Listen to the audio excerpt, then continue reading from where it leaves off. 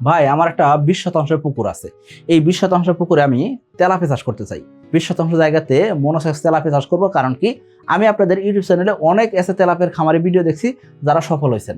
So আমিও চাইতেছি যে আমার একটা পুকুর আছে, বাড়ির পালানো একটা পুকুর, ছোট পুকুর, 20% একটা পুকুর, এই পুকুর আমি তেলাপিয়া চাষ করব। পুকুরে পানিও আছে ভাই 4-5 ফিট। এই ক্ষেত্রে আমি তেলাপিয়া চাষ করতে চাই।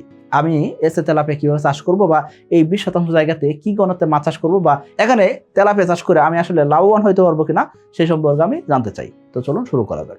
দেখুন 20% একটা পুকুর, এই পুকুরে তেলাপিয়া চাষ করবেন, কয়টি মাছ ছাড়বেন? 20% পুকুরে আপনি তেলাপিয়া চাষ করতে চান, সেক্ষেত্রে আপনি আমাদের ভিডিও নিয়মিত দেখতেছেন, কয়েক বছর যাবত দেখতেছেন, যার কারণে আপনার কাছে মনে হয়েছে কি 100-250 করে তেলাপিয়া দিয়ে চাষ করবেন। এই ক্ষেত্রে 20% জায়গাতে আপনি 100-250 করে তেলাপিয়া দিলে লাভের মুখ আপনি দেখতে পারবেন না। এখন আপনি বললেন যে ভাই কেন? কারণ কি আমরা বলে থাকি যারা তেলাপিয়া চাষ করবেন বাণিজ্যিক আকারে মাছ চাষ করতে হবে।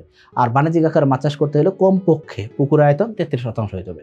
33% নিচের পুকুরগুলোতে আমরা তেলাপিয়া চাষ করতে নিষেধ করি, এবং কি 33% নিচে যদি পুকুর হয় ওইসব পুকুরের জন্য এসে তেলাপিয়ার পোনা আমরা কিন্তু বিক্রি করি না। অর্থাৎ পোনা বিক্রি করলে আমাদের লাভ হবে ঠিক আছে, কিন্তু তারপর আমরা চাই না যে আসলে কোনো একজন খামারি ভাই এসে তেলাপিয়ার পোনা সংগ্রহ করে ছোট পুকুরে চাষে দিল, দিন শেষে রেজাল্ট আসলো না, তখন যাতে উনি আমাদের বলতে না পারে যে ভাই রেজাল্ট তো আসলো না। এই জন্য আমরা বলে থাকি যারা এসে তেলাপিয়ার পোনা সংগ্রহ করবে তাদেরকে অবশ্যই বাণিজ্যিক আকারে মাছ চাষ করতে হবে, তা না হলে আমরা এসে তেলাপিয়ার পোনা বিক্রি করি না। আশা করি বুঝতে পারছি। 2026 সালের এসে তেলাপিয়া পোনার দাম নির্ধারণ করা হয়েছে প্রতি পিস ৳1.45 করে। তাহলে আর দেরি কেন? আজই এসে তেলাপিয়া পোনার অর্ডার করুন এবং প্রায় 0% মৃত্যু হারে পোনা ডেলিভারি গ্রহণ করুন।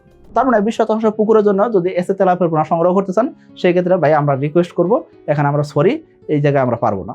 এখন আপনি বলুন যে ভাই তাহলে 20% জায়গাতে কত পিস মাছ দেবো সেটা একটু বলে দেন। 20% পুকুরে আপনি কি করবেন? 3000 পিস তেলাপিয়া দিবেন। এর বেশি ঘনত্ব দেওয়া যাবে না। খেয়াল করবেন প্রতি শতাংশে 150 করে তেলাপিয়া দিতেছেন, এর বেশি ঘনত্ব দেওয়া যাবে না। কেন?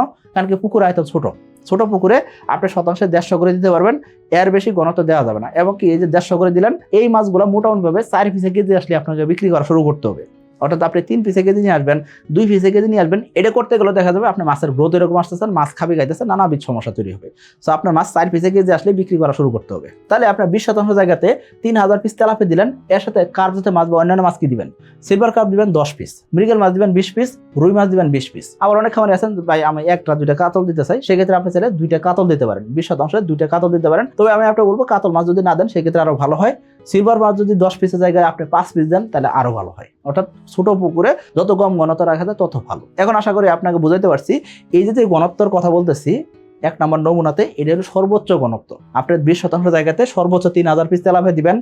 যদি আপনি 2000 দেন আরো ভালো, যদি আপনি 2500 দেন আরো ভালো। মানে আপনি যদি ঘনত্ব যত কম রাখবেন তত ভালো। সিলভার কার্প 10 পিসের জায়গায় যদি আপনি 5 পিস দেন আরো ভালো। মৃগেল মাছ 20 পিসের জায়গায় যদি আপনি 10 পিস দেন দিতে পারেন। রুই মাছ 20 পিসের জায়গায় যদি 10 পিস দেন আরো ভালো। আশা করি বুঝতে পারছি। কাতল মাছ যদি আপনি না দেন আরো ভালো।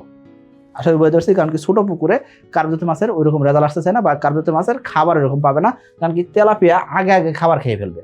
প্রাকৃতিক খাবার তৈরি হওয়ার আগে যদি তেলাপিয়া খেয়ে ফেলে, সেই ক্ষেত্রে এই যে কার্পজাতীয় মাছ এরা কিন্তু ঠিক মতন খাবার পাবে না। আশা করি আপনাকে বুঝতে পারছি। তাহলে এই 20% জায়গাতে আপনি যখন তেলাপিয়া চাষ করবেন, বাণিজ্যিক আকারে যদি তেলাপিয়া চাষ করেন, সেই ক্ষেত্রে খুব একটা লাভ হয় না, বা এটাকে অলাভজনকই ধরা যায়। কারণ কি আপনি পরিশ্রম করবেন, পারিশ্রমিক যদি ধরেন সেই ক্ষেত্রে লাভ হবেই না। আপনার পুকুর যদি লিজ না হয় সেই ক্ষেত্রে লাভ হবে না। এই 2টা জায়গাতে তো একটা খরচ আছে, তাই না?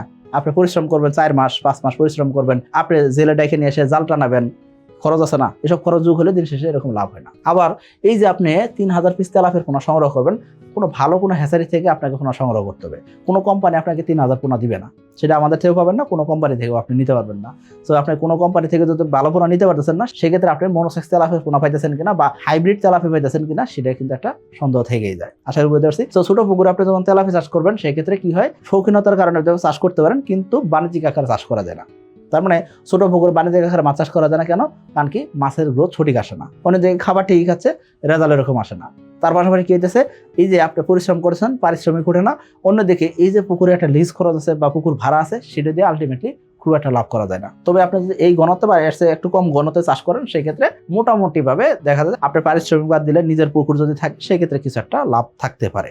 আশা করি আপনি বুঝতে পারছি। কি ভাই, মাছ খাবার ঠিকই খাচ্ছে কিন্তু আশানুরূপ ফল পাচ্ছেন না, আর মাছ চাষে বারবার লস খাচ্ছেন? তাহলে আজই এসে তেলাপিয়া পোনা চাষ করেন। কারণ এসে তেলাপিয়া পোনা খায় কম, বাড়ে বেশি। আর তাই খামারি ভাইদের প্রথম পছন্দ এসে তেলাপিয়া পোনা। এখন আপনি নিরাশ হয়ে গেছেন, তাই না? আমি আপনাকে খুশি করার জন্য আপনাকে দ্বিতীয় একটা মডেল দিব। নমুনা 2 যদি আপনি ফলো করেন সেক্ষেত্রে আশা করা যায় আপনার কিছু না কিছু হলেও লাভ থাকবে। তো চলুন দেখি দ্বিতীয় নমুনাটা কি আছে। দ্বিতীয় নমুনাতে বলা যায় কি তেলাপিয়ার পোনা নার্সারি করবেন।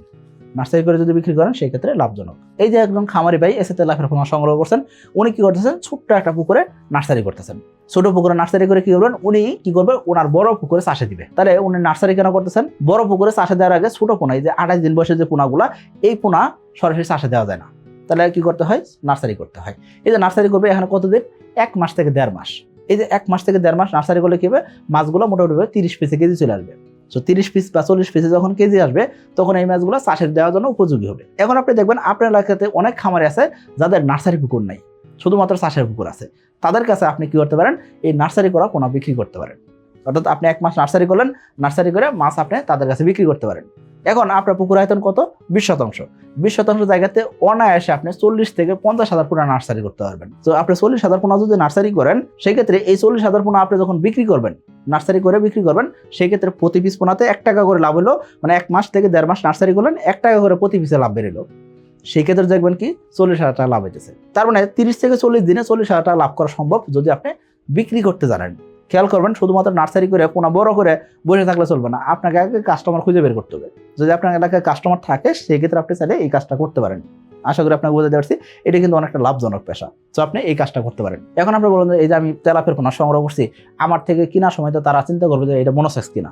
সেক্ষেত্রে আমি আপনাকে একটা সুসংবাদ দিব, সেটা কি, আপনি যখন এসে তেলাপিয়ার পোনা নিয়ে নার্সারি করবেন, এই ক্ষেত্রে আপনি যেই কাস্টমার কাছে এসে তেলাপিয়ার পোনা নার্সারি করে বিক্রি করতে চাইতেছেন, এই কাস্টমারকে আপনি আমাদের ক্যাশ মেমো দেখাইতে পারেন, অথবা কি করতে পারেন, উনি যদি বিশ্বাস না করে সেক্ষেত্রে ডিরেক্ট আমাদের সাথে কোনো যোগাযোগ করে দিতে পারেন। এই ক্ষেত্রে আমার কোম্পানি আপনাকে সহায়তা করবে। অর্থাৎ আপনি যদি এসে তেলাপিয়ার পোনা নার্সারি করা থাকে, সেই পোনা আপনি কারো কাছে বিক্রি করতে চাইলে এই ক্ষেত্রে আমার কোম্পানি আপনাকে সহায়তা করবে। মার্চ এবং এপ্রিল মাসের মধ্যে এসে তেলাপিয়ার পোনা অর্ডার করলেই 2 জন সৌভাগ্যবান ব্যক্তি পাচ্ছেন পবিত্র উমরা হজ পালনের সুবর্ণ সুযোগ। আর লটারির লাইভ ড্র হবে 1 মে 2026। কিন্তু অন্য কোনো পোনা আপনি নার্সারি করছেন, নার্সারি করে আমাদের কোম্পানিতে ফোন দিলে কিন্তু আমরা কিন্তু সেটার কিন্তু গ্যারান্টি দিতে পারবো না। কারণ কি, আপনি যখন আমাদের থেকে এসে তেলাপিয়ার পোনা সংগ্রহ করবেন, সঙ্গে সঙ্গে আপনার নামে একটা ডিজিটাল ক্যাশ মেমো তৈরি হয়, আপনার ফোনের সঙ্গে সঙ্গে একটা মেসেজ চলে যায়, এবং ওই জায়গায় আপনার ইনভয়েস নাম্বার পাবেন যে আপনার ক্যাশ মেমো নাম্বার এত, এবং কি ওই ইনভয়েস নাম্বার দিয়ে আমরা অনলাইনে সার্চ করলে পাবো। পাশাপাশি আপনার ফোন দেওয়ার সাথে সাথেই আমরা দেখতে পারবো যে অমুক ভাই অমুক এলাকাতে ফোন দিচ্ছে, এতগুলো পোনা নিয়েছিলেন, এত তারিখে পোনা নিয়েছিলেন। তো A to Z কিন্তু আমাদের কাছে ডেটা থাকে। সো এই জন্য বলবো, আপনি যখন এসে তেলাপিয়ার পোনা সংগ্রহ করতেছেন সেই ক্ষেত্রে নিশ্চিন্তে থাকতে পারেন, বিক্রি করার ক্ষেত্রে আমরা আপনাকে সহায়তা করতে পারবো। আশা করি বুঝতে পারছেন। সো আমি আপনাকে বলবো, ছোট পুকুর যদি থাকে সেই ক্ষেত্রে আপনি নার্সারি করে পোনা বিক্রি করেন, এটা লাভজনক। কিন্তু ছোট পুকুরে আপনি 2,000, 1,000, 3,000 তেলাপিয়া চাষ করবেন, এই ক্ষেত্রে আসলে আলটিমেটলি লাভ করা যায় না। আশা করি বুঝতে পারছি। সকলে ভালো থাকবেন, সুস্থ থাকবেন। আসসালামু আলাইকুম।